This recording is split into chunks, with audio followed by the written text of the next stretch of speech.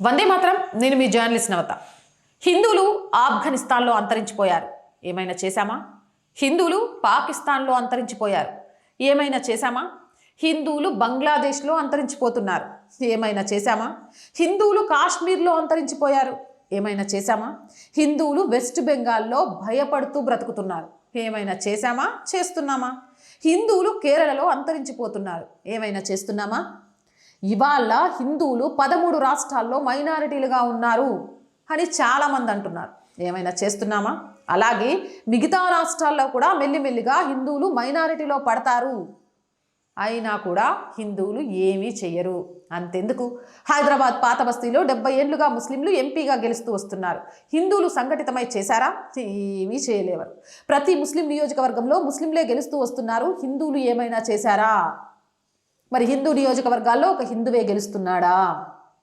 మన ఆడపిల్లలు మెల్లిమెల్లిగా ముస్లింలను పెళ్లి చేసుకుంటూ చిత్రహింసలకు గురవుతున్నారు, హిందువులు సంఘటితమై ఏమైనా చేశారా? మన భారతదేశంలో కూడా హిందువులు మెల్లమెల్లగా అంతరించిపోతారు, దేశం ముస్లింల పరమవుతుంది, ఏమైనా చేస్తారా?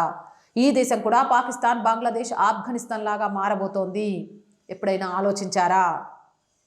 ముందు కూడా హిందువులు ఏమీ చేయలేదు కాబట్టి ఆ దేశంలో హిందువులు అంతరించిపోయారు. కానీ హిందువులకు మిగిలిన ఏకైక దేశం భారతదేశం. ఈ దేశంలో అలాంటి పరిస్థితి రాకుండా ఉండేందుకు మీరేం చేస్తున్నారు తెలుసుకోవాలనుకుంటున్నా, కామెంట్ సెక్షన్లో పెట్టండి. జై హింద్, జై భారత్.